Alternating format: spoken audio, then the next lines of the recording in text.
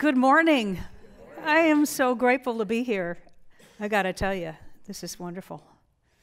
With COVID-19, I went from a live celebration onto Zoom in the middle of March, and this is my first time out.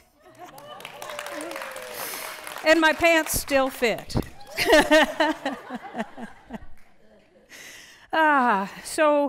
So me and my merry band down in Greenville, we've been using a theme for the month of November. We've been calling it Now-vember. And we've been calling it Now-vember with the intention to move through every now moment of November with mindfulness and gratitude. And so every topic that I've explored throughout this month has something to do with that as a base. That means that I agree to pay attention on purpose. I agree to practice present moment awareness. Here's the big one. I agree to exercise non-judgment. Right? And to repeat that moment to moment to moment. And adding to that mindfulness agreement is to seek out every opportunity to experience and to express gratitude. So with that as a basis, my topic today is Now Our Lights Shine. And the concept around that has to do with a few sources of inspiration. One of them is a festival that took place yesterday. Anybody know about Diwali? I think it's called Diwali, yes. Okay, so I don't know a whole lot about it. I know a little bit.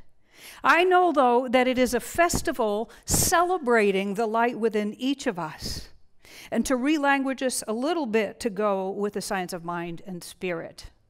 It celebrates that light as having the power and the capacity to both guide us and also to keep us from darkness. Because you know, you may just be hearing this for the first time, or you may know it very well. We know there's only one power. There's no power of darkness. Light has that power to enter a room, a space, a mind, a place, and to enlighten, to illumine it. It is the only power there is. So now our lights shine should really say our light shines, because it's one light. So that's where we begin, is with this inspiration of Diwali. The second thing that sort of comes on the heels of that is a Christian teaching which tells us that we ought not to hide our light under a bushel basket. We know that, whether our background is Christian or not. We've heard that suggestion. The third inspiration for this morning's talk comes when I think about what that light means to me and to all of us.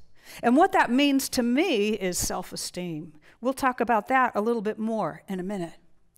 And finally, the secret sauce, which we have at all of our centers for spiritual living, is how to get some of that. That's what we do around here. And I'm so grateful because I realized what I was going to talk about today sort of sounded like a commercial for Science of Mind 101. And I guess that's okay because you have a class starting on Monday. So yay. Yeah. So getting back into these things, and before I do that, I want to say one other thing. I have a belief that the outcome of knowing all that stuff is that we will live lives of brilliance, of purpose, of confidence, and of joy. I don't know about you, but I'm all for that. Okay. So let's dig into these inspirations a little bit. The only thing that I know about Diwali is this. I was invited when I lived in Palm Beach Gardens, and I had a center down there, right, 100 years ago. It wasn't that long ago. To do a Diwali ceremony for rescued senior dogs. So we had a blast. And we got rained out, but we were actually under a pavilion, and it didn't matter. All these beautiful senior dogs with their gray whiskers were sitting there receiving these blessings and beautiful floral wreaths around their necks and beautiful colored henna on their faces. And all of these beautiful blessings that we bestowed upon them. And then the humans ate really good Indian food and listened to great music and took pictures and posted them on Facebook. And I thought I might hunt for one of those pictures, but that seemed like too much work. So there you go. That's what I know about that. And I'm sure that you know something about it too. Whether it's about that ceremony or just about this idea that there is a light within you that's there to shine from within you, not just around, from within you, and show you the way and keep you from this apparent darkness, which we know is no thing.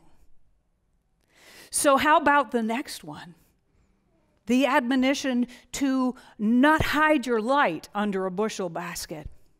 Well, I got to tell you, I was thinking about that, and I thought, a bushel basket is actually a big old wooden crate that's way too big to serve as a lampshade. And I think that maybe in Jesus' day, if they had apples, maybe, I don't know what they used. It probably wasn't a wooden box. But see, I grew up in Vermont picking apples as a child. And I know what a bushel basket looks like. It's too big.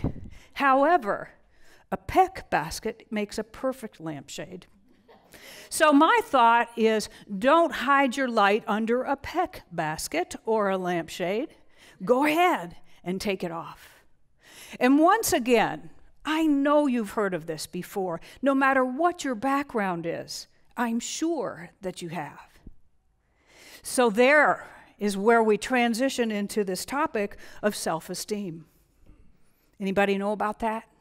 Anybody want some more of that? My goodness. And do you ever get to the place when you're in this teaching where you think, you're like afraid to think something because you might get more of it because you just figured out that your thoughts are creative, that feeling follows thought, and pretty soon you're thinking and feeling about something you don't want to think and feel about. Everybody has that moment too. Hang in there. It gets better. It gets better. My personal experience on the subject long before I met this teaching was that my parents were divorced by the time I graduated from high school. And each one of them showed up with a gift-wrapped copy of a different book on self-esteem.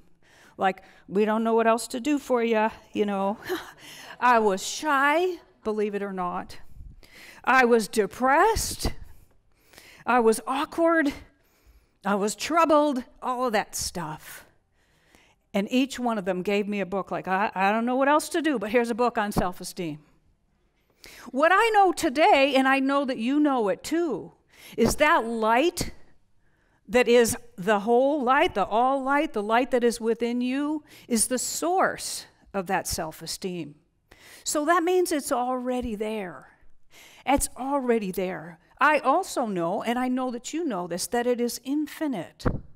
So if you're like, yeah, I've heard all this, I know all this, guess what? You're dealing with the infinite. So light always has something more to give you. Why not find out what it is? What can it hurt? And finally, this secret sauce. It's not such a secret anymore, is it? Even the mention of the movie The Secret, even the mention of What the Bleep Do We Know, which, by the way, were a big deal, 19 years ago when I was still a student here. So it's been a while, right? Even the mention of Oprah and so on, Deepak Chopra, those are commonplace now. That means that knowledge of your relationship with that light is common too. So you already know something about that. So we have this thing that we do at Centers for Spiritual Living, and I know that I'm talking with not just everybody in this room, but those who are watching online all over the world. And what that is that we recognize that behind everything, there's a principle. There's a law. What does that mean? What it means is that behind every appearance of light is this thing. It's the way light works. And as our friend Ernest Holmes says, to the degree that we understand it, it becomes law in our life. So to the degree that we understand light, we get more light. Not only that, we get to be involved in how we experience it. We get to do that. We get to have choice. We get to have more experiences of illumination and all the good stuff that gets illuminated because of that. So what we do in our classes and what we practice together in our groups and in our studies and our work with practitioners and so on is understanding how stuff works. Guess what that means? That's like looking at life and saying, I actually am going to read the instructions this time. Because when we do, we get to the goodies a lot faster. But like probably many of you, I didn't read the instructions until things got so bad, I was crying for help, saying, somebody please tell me how to do this thing. And the moment I did, I found a Center for Spiritual Living, which had a different name, of course, at that time. And I started to learn how life works, and life started working for me. What do you know? And it was all based on that idea that behind everything there's a principle and there's a law. Understand it. Until you know it so well, it becomes second nature. It becomes a part of you. You embody it. That is the level of knowing that makes it law in your life. That is the law of freedom as applied to light. So my invitation today is this. It's kind of a throwdown. Whether you're new to this teaching or it is something that you're just starting to hear about, just starting to grasp, remember this. Everything in life has a principle behind it. It has a law by which it operates, including you and me. We're designed, we are engineered, we are made to live in this world and to know how to recognize that light, to know how to work with stuff. We live in a creative, responsive universe that's always saying yes, always saying yes.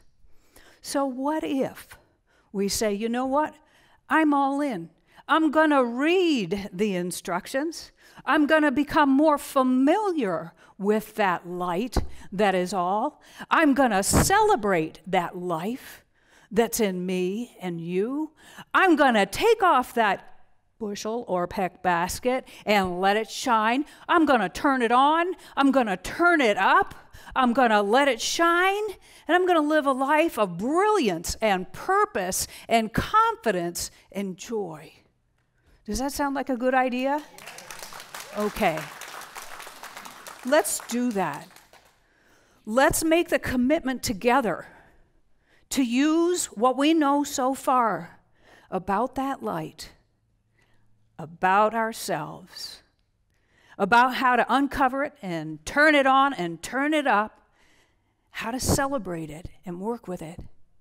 And start there and let that illuminate our path and reveal all of the other gifts that life has to offer. What do you say? Are you in? Great. Me too. Let's do it. All right. That's it.